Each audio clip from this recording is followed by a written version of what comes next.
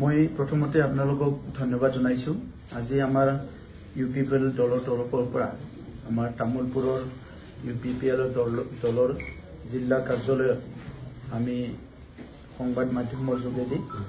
আমাৰ দলীয় কথাখিনি বড়োলেণ্ডবাসী ৰাইজৰ ওচৰত আমি ক'বলৈ বিচাৰিছো। প্ৰথমতে আমি যি পঞ্চম আমাৰ বিটিচি নিৰ্বাচন হৈ গ'ল, এই নিৰ্বাচনটো শান্তিপূৰ্ণভাৱে হৈ যোৱাৰ কাৰণে মই সকলো পক্ষক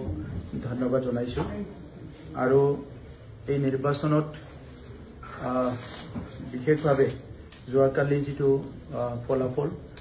এই ফলাফলত আমি দেখিছো যে বিপিএফ দলে সিঙ্গল লাৰ্জেষ্ট পাৰ্টি হিচাপে এটা মেজৰিটি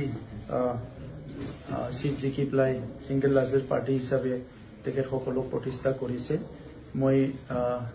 বিপিএফ দলৰ মুৰব্বী হাগ্ৰামা মহিলাৰী ডাঙৰীয়া আৰু বিপিএফ দললৈ অভিনন্দন জনাইছো। আৰু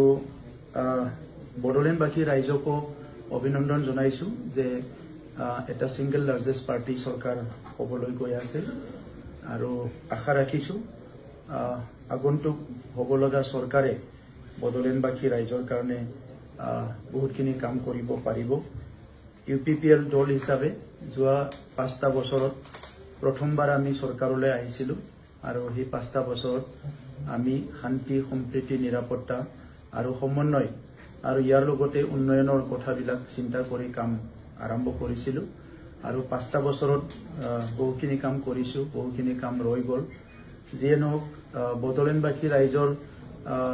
ভোটাৰসকলৰ যিটো এটা মেণ্ডেট, সেইটো আমি ইউপিপিএল দলে স্বীকাৰ কৰিছো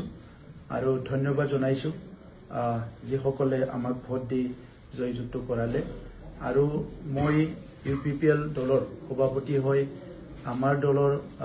প্ৰত্যেকটো কাৰ্যকৰ্তা কৰ্মকৰ্তালৈ ধন্যবাদ জনাইছো। তেখেতসকলে খুব শৃংখলা পদ্ধতিৰে খুব ডিচিপ্লিনৰ মাজেৰে যোৱা নিৰ্বাচনত নিৰ্বাচনী প্ৰচাৰ চলাইছে। আমাৰ 40জন প্ৰাৰ্থী খুব সুন্দৰকৈ নিৰ্বাচনী প্ৰচাৰত অংশগ্ৰহণ কৰিছে। বড়োলেণ্ডবাসী ৰাইজৰ হয়তো বহুত মনৰ কথা যোৱা সময়ত আমি বুজিব পৰা নাই, ক'বাত নহয় ক'বাত কিবা এটা ৰৈ গৈছে, যাৰ কাৰণে আজি আমাৰ ফালে যিটো মেণ্ডেট আশা কৰা ধৰণে নহল, কিন্তু যিটো আহিছে সেইটো আমি একচেপ্ট কৰিছো। আৰু ইউপিপিএল দলে যিহেতু বড়োলেণ্ডৰ 35 লাখ জনসাধাৰণৰ কাৰণে জন্ম পোৱা দল, অনাগত দিনত আমাৰ কথাবিলাক আমি সংশোধনী কৰি আমাৰ যি লক্ষ্য আৰু উদ্দেশ্য আছে সেইটো আগত ৰাখি আমি কাম কৰি যাম। আৰু আগন্তুক হ'বলগীয়া যিটো চৰকাৰ, নতুন চৰকাৰ, বড়োলেণ্ডবাসী ৰাইজৰ স্বাৰ্থত যেতিয়াই কিবা এটা তেনেকুৱা ইস্যু আহে বা বিষয় আহে, এই চৰকাৰখনক আমি সমৰ্থন কৰি যাম। আৰু বিশেষভাৱে 2020 চনত আমাৰ বড়োলেণ্ড শান্তি চুক্তি হ'ল, এই চুক্তিখন ৰূপায়ণ কৰাৰ ক্ষেত্ৰত আমি নতুন গভৰ্ণমেণ্টক আহ্বান কৰিম আৰু তেখেতসকলক আমি সদায় যেতিয়া প্ৰয়োজন তেতিয়াই আমি চুক্তি ৰূপায়ণৰ ক্ষেত্ৰতো আমি সদায় তেখেতসকলৰ লগত থিয় দিম। আৰু কেন্দ্ৰীয় চৰকাৰ, ৰাজ্য চৰকাৰক আহ্বান জনাম যে বড়োলেণ্ড চুক্তিখনৰ বাকী থকা দফাখিনি অতি শীঘ্ৰে যাতে ৰূপায়ণ কৰে। আৰু বড়োলেণ্ড অঞ্চলত ইউপিপিএল দল যি উদ্দেশ্য লক্ষ্য লৈ পেলাই জন্ম হৈছে, এই উদ্দেশ্য লক্ষ্যটো আগত ৰাখিয়ে অনাগত দিনতো আমি কাম কৰি যাম। আমাৰ নেতা কৰ্মীবিলাকে কাম কৰি যাব, আমাৰ MLA MP সকলো কাম কৰি যাব। আৰু অনাগত দিনত অধিক যিটো আমাৰ এজেণ্ডা আছে, এই এজেণ্ডাবিলাকক আমি অধিক গুৰুত্ব দি পেলাই কাম আৰম্ভ কৰিম। আৰু বড়োলেণ্ড ৰাইজৰ লগত সদায় দুখে সুখে আমি থাকিম। এই কথাটোকে আজি আপোনালোকৰ জৰিয়তে ইউপিপিএল দলৰ আজি এই আমাৰ সংবাদ মেলত আপোনালোকক জনাইছো। স্যাৰ, বৃহৎ এটা আচলতে ব্যৱধানত পিপিএফে যোগদান কৰিলে, এই ক্ষেত্ৰত আপোনালোকে ব্যৰ্থতাৰ কি কাৰণ এই মুহূৰ্তত বিচাৰি গৈছে? এইটো আজি ক'ব লাগিব, গণতন্ত্ৰত ৰাইজে ৰজা আৰু ৰাইজৰ মেণ্ডেটটো মানি ল'ব লাগিব। ইউপিপিএল দল হিচাপে 2015 চনত জন্মগ্ৰহণ কৰিছে আৰু তেতিয়াৰ পৰা আমি যিমান পাৰো চেষ্টা কৰিছো ৰাইজৰ লগত থাকিবলৈ, দুখে সুখে আমাৰ ৰাইজৰ কাম কৰিবলৈ, সকলো শ্ৰেণীৰ ৰাইজৰ কাম কৰিবলৈ আমি প্ৰয়াস কৰি আহিছো। আৰু যোৱা 5টা বছৰত আমি বহুত সহযোগো পাইছো বড়োলেণ্ড অঞ্চলত শান্তি সম্প্ৰীতি ভাল এটা পৰিৱেশত কাম কৰিবলৈ কিন্তু নিৰ্বাচনত ক'বাত নহয় ক'বাত হয়তো আমাৰ মাজত এটা আণ্ডাৰষ্টেণ্ডিঙৰ অভাৱ হৈছে হয়তো আমি ৰাইজৰ কথাটো বুজি পোৱা নাই বা ৰাইজে আমাৰ কথাটো বুজি পোৱা নাই ক'বাত নহয় ক'বাত গেপ হৈছে আৰু এইটো কি হৈছে আমি চাম আৰু অনাগত দিনত কাৰেকশ্যন কৰি আৰু অধিক এটা মনোযোগ দি পেলাই ৰাইজক সেৱা কৰিবলৈ আমি আগবাঢ়ি যাম আপুনি দীৰ্ঘদিন ধৰি সংগঠনৰ সৈতে জড়িত আছে ছাত্ৰ সংগঠন তাৰপিছত ৰাজনৈতিক পথাৰত কৰি দিলে তথাপিও কি অনুভৱ কৰিছে আপুনি ব্যক্তিগত হিচাপে আপোনাৰ এই দীঘলীয়া যাত্ৰা যি অভিজ্ঞতাৰ ফালৰ পৰা কি অনুভৱ কৰিছে যে এইটো কাৰণতে আচলতে UPPLক ৰাইজে অকণমান মৰম কম দিলে বা BPFক সহযোগিতা আগবঢ়ালে তেনেকুৱা কিবা বিষয় থাকিব পাৰে কিন্তু আমি চেষ্টা কৰিছিলো যে 2020 চনত যেতিয়া চৰকাৰত আহিছো প্ৰথম প্ৰায়োৰিটিত আমি লৈছিলো যে বড়োলেণ্ডত শান্তি স্থাপন কৰিব লাগে আৰু শান্তিটো আমি প্ৰায়োৰিটিত লৈ সকলো জনগোষ্ঠীৰ লগত সহযোগ কৰি বা সকলোৰ লগত যোগাযোগ কৰি পেলাই একেলগে আগবাঢ়ি যাবলৈ শান্তি প্ৰতিষ্ঠা কৰিবলৈ চেষ্টা কৰিছো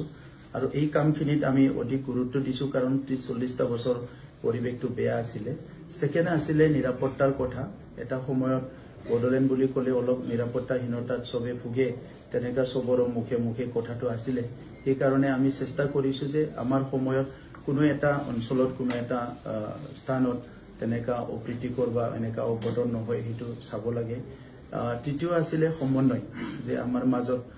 অলপমান গেপ হৈছিলে জাতি জনগোষ্ঠীৰ মাজত সমন্বয়টো ঘূৰাই আনিবৰ কাৰণে আমি প্ৰয়াস কৰিছিলো আৰু কাম কৰিছিলো আৰু তেনেকুৱাই যিটো উন্নয়ন এই উন্নয়নটো গ্ৰাছৰুট লেভেলৰ উন্নয়ন আৰু নতুন আন্তঃগাঁথনি আৰু নিড বেছ ইনফ্ৰাষ্ট্ৰাকচাৰ তেনেকা চাই পেলাই আমি কাম আৰম্ভ কৰিছিলো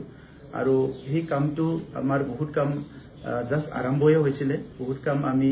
ইতিমধ্যে ৰিজাল্টো ওলাইছে বা সফল হৈছো ইয়াৰ ভিতৰতে ক'বাত নহয় ক'বাত কিবা এটা গেপ ৰৈ গ'ল যেটো হয়তো আমি বুজি পোৱা নাই